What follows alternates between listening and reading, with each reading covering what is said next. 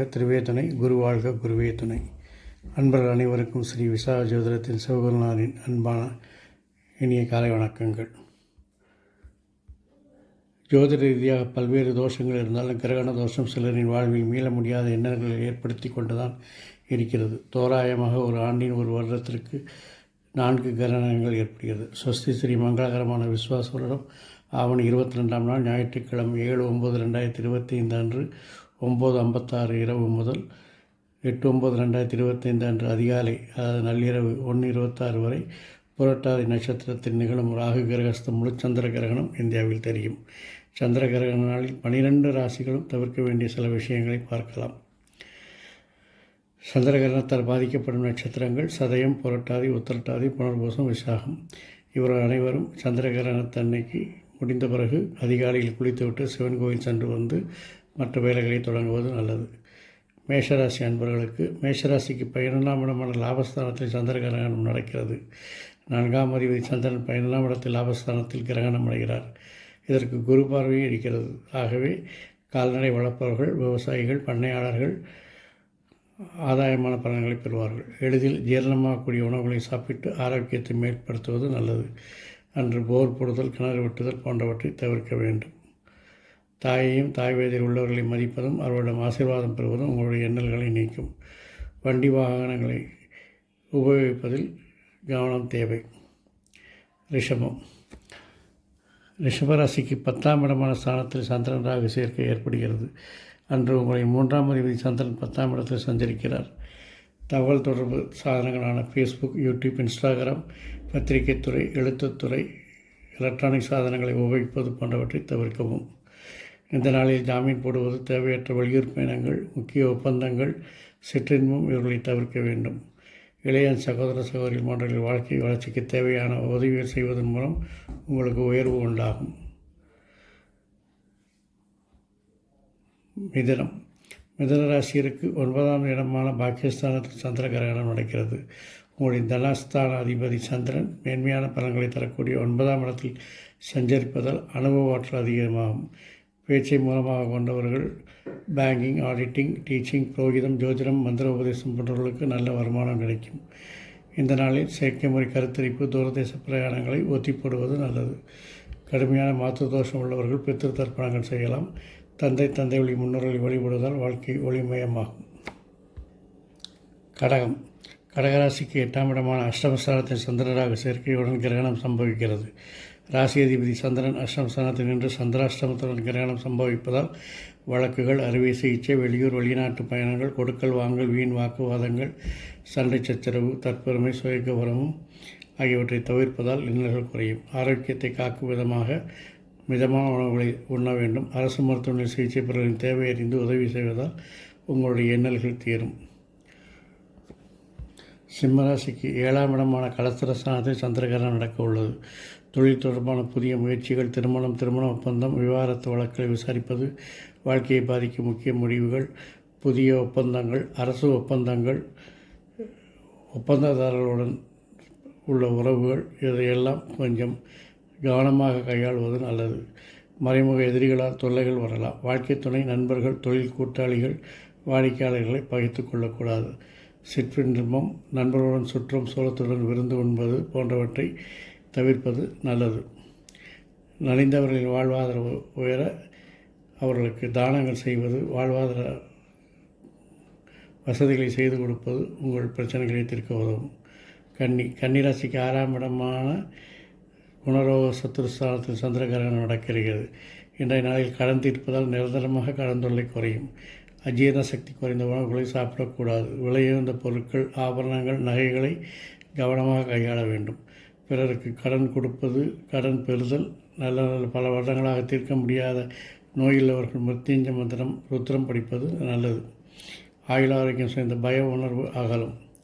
தாய்மாமா ஸ்தானத்தில் இருப்பவர்களுக்கு ஆடைதானம் வழங்கி அவருடைய ஆசீர்வாதம் பெறுவது நல்லது. துலாம் ராசிக்கு 5ஆம் இடமான பூர்வ புண்ணிய ஸ்தானத்தில் சந்திர கிரகணம் செயல்படுகிறது. ஆழ்மன எண்ணங்களை கட்டுப்படுத்தும் தியானம், யோகா முயற்சி போன்ற மனநிறைவு, மன நிம்மதியை அதிகரிக்கும். அதிர்ஷ்டம் தொடர்பான செயல்களில் ஆர்வத்தை குறைத்துக் கொள்வது நல்லது. குலதெய்வ வழிபாடு கோடி குற்றங்களை நிவர்த்தி செய்யும். பூர்வீக சொத்து தொடர்பான பேச்சுவார்த்தைகளை தவிர்க்கவும். குழந்தைகளை உங்கள் சொந்த பொறுப்பில் கவனிக்க வேண்டும். காதல் விவகாரங்கள் அவமானத்தை ஏற்படுத்தலாம். ஆன்மீக குருமார்களின் ஆசீர்வாதம் பெறுவது, நன்னடத்தையுடன் நடந்து கொள்வது, சிந்தித்து செயல்படுவது உங்களை வாழ்க்கையின் உயரத்திற்கு அழைத்து செல்லும். விருச்சிகம், உங்கள் ராசிக்கு 4ஆம் இடமான சுகஸ்தானத்தில் சந்திர கிரகணம் நடைபெறுவதால் பாக்கியாதிபதி சந்திரன் சுகஸ்தானத்தில் சஞ்சரிப்பதாலும் தாய் வழி தந்தை வழி உறவுகளுடன் மோதல் கருத்து வேறுபாடுகள் வரலாம். தாய் தந்தரை அனுசரித்து செல்வர்கள். மூத்தோர்களின் ஆசீர்வாதத்தையும் வழிகாட்டுதலையும் பெறுவதற்கு முயற்சி செய்யுங்கள். சொத்து வாங்குவது விற்பது ஆகியவற்றில் தவறான விலை நிர்ணயம் ஏற்படலாம்.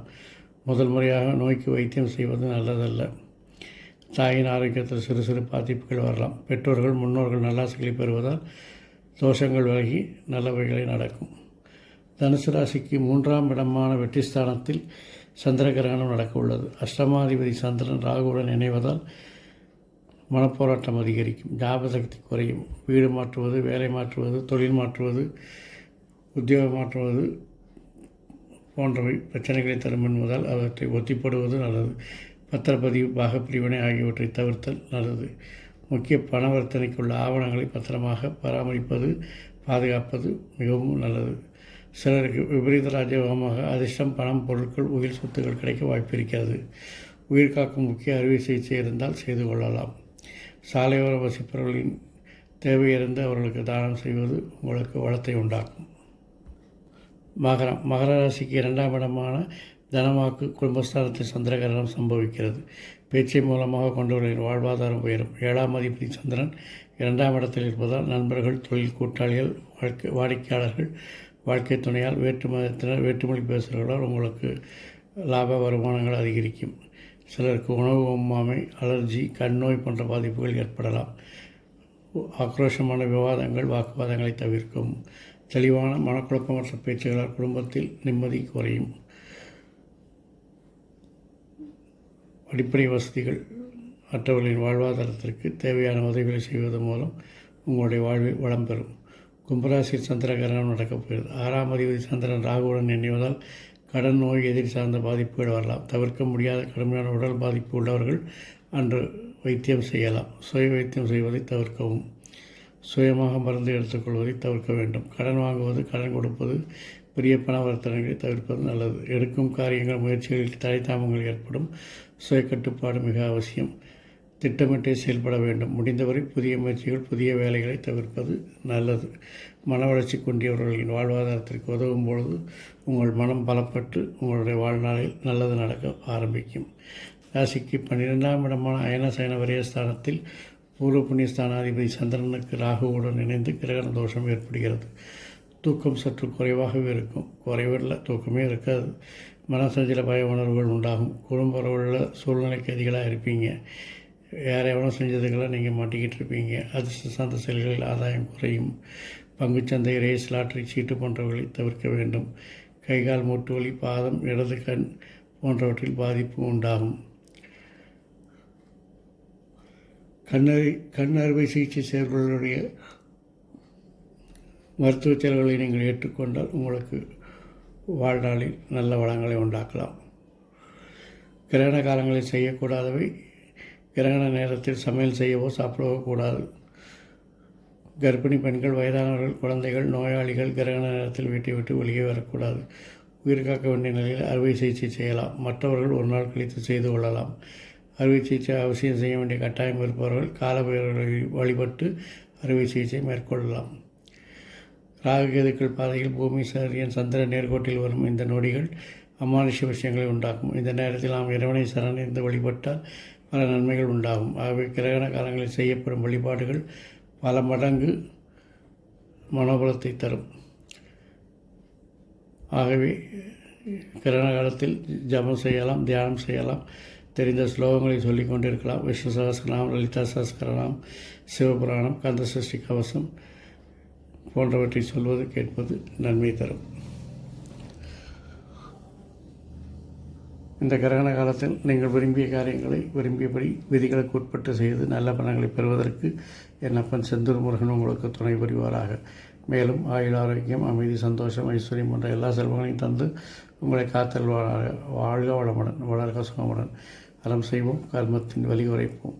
எங்கும் மங்களம் உண்டாகட்டும். இங்கிடம் இதுபோல் இன்னொரு பதிவில் உங்களை சந்திக்கும் வரை உங்களிடமிருந்து தற்காலிகமாக விடைபெறுவது உங்கள் நண்பன் ஸ்ரீ விசாகதர ஜோதிடத்தின் சிவகுருநாதன். நன்றி, வணக்கம்.